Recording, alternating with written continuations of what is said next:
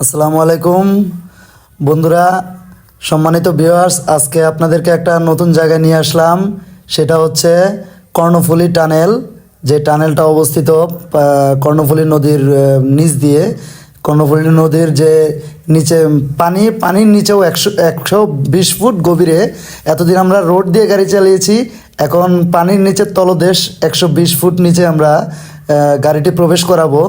বন্ধুরা, এখানে গাড়িটি আমরা যদি ঢাল থেকে ছেড়ে দেই তাহলে অটোমেটিকলি গাড়ি 120 টান উঠে যায়। তো আপনারা আজকে দেখতেছেন আমরা চলে এসেছি পতেঙ্গা বীচ হয়ে কর্ণফুলী টানেলে। আপনারা সবাই কর্ণফুলী টানেলটি উদ্বোধন করুন, উপভোগ করুন। তো দেখতেই পাচ্ছেন আমরা এখন কর্ণফুলী টানেলের ভিতরে ঢুকতেছি। সামনেই আমরা কর্ণফুলী টানেলের ডালটা বেয়ে নেমে যাব। খালি চোখে দেখলে বোঝা যায় না যে ডালটা এতটুকু সরু। তো মানে এই ডালটা যদি আমরা গিয়ার নিউট্রাল করে দেই তাও এই গাড়ির টানটা মিনিমাম 120 উঠে যায়। এই যে দেখুন, আমরা আস্তে আস্তে নিচের দিকে নামতেছি, কর্ণফুলী টানেলের ভিতরে অবস্থান করতেছি আমরা। যে গাড়ির গতি কিভাবে বেড়ে গেছে, প্রচুর পরিমাণে গতি বেড়ে যায় কর্ণফুলী টানেলে নামলে।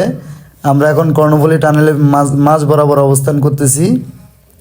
আপনারা সবাই কর্ণফুলী টানেলটা উপভোগ করুন। আমরা বিশেষ করে রাত্রেবেলা আসছি, তো দিনের বেলা আসলে আমরা আরও ভালো করে আমরা চারদিকের ভিউটা আপনাদেরকে দেখাতে পারতাম। এই যে কর্ণফুলী টানেল, যারা যারা এখনও আসেননি তাদেরকে অবশ্যই আমরা বলবো ফরিদগঞ্জ থেকে আপনারা স্লিপারে করে কক্সবাজার চলে আসুন। একসাথে অনেক মানুষ আসবেন, তাহলে অবশ্যই আমরা আপনাদেরকে কর্ণফুলী টানেলে প্রবেশ করাবো। লাল সবুজ পরিবহনের ফেমাস রিপন ভাই আছে, স্লিপার কোচ 8091 গাড়ির নাম্বার। আপনারা অবশ্যই স্লিপার কোচের টিকিট কাটবেন। আর ফেমাস রিপন ভাইয়ের পেজটাকে অবশ্যই ফলো দিয়ে বেল আইকনটি ক্লিক করে রাখবেন, যেন অবশ্যই নতুন নতুন ভিডিও ছাড়ার পূর্বেই আপনি সাথে সাথে পেয়ে যান। তো সব সময় পাশে থাকবেন, পাশে থেকে বেশি বেশি ভালোবাসা দিবেন, যেন আপনাদের এই ভালোবাসা আমরা আরও সামনের দিকে এগিয়ে যেতে পারি। ফেমাস রিপন ভাইয়ের চ্যানেলটা যেন আরও বড় হতে পারে। তিনি অবশ্যই গরিব দুঃখী মানুষের পাশে থাকে। তো এই কাজটা করার উৎসাহিত করবেন আপনারা, এই কাজটা করার উৎসাহিত করবেন যেন অবশ্যই গরিব দুঃখী মানুষদের পাশে তিনি সব সময় থাকতে পারে। আপনাদের কাছে এই আহ্বান। আমরা কিন্তু এখন উপরের দিকে উঠতেছি ভিউয়ার্স। কর্ণফুলী টানেল থেকে উপরের দিকে ওঠাটা গাড়ির প্রতি অনেক প্রেশার হয়। এই যে আমরা উঠে গেছি উপরে, আর কিছুক্ষণ পরে আমরা টোল দেব। এখানে আমাদের গাড়ির টোল রাখে কত টাকা আজকে আমরা দেখব, চলেন। আমরা একসাথে 3টি গাড়ি আসছি মূলত রিজার্ভে। তো এই যে কর্ণফুলী টানেলের বাইরে আমরা এখন, রাস্তা কিন্তু কুয়াশা আছে, কুয়াশা এখনও পুরোপুরি পড়ে নাই, হালকা পাতলা পড়ছে।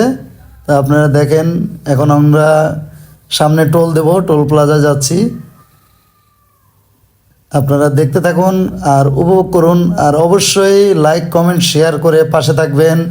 অবশ্যই কমেন্ট করবেন কর্ণফুলী টানেলটা কেমন হয়েছে দেখতে, বা কার কাছে কীরকম লাগছে সেটা অবশ্যই জানাবেন। তো এই যে দেখুন, ওই যে সামনে দেখা যাচ্ছে আলোয় ঝকঝক করা টোল প্লাজা।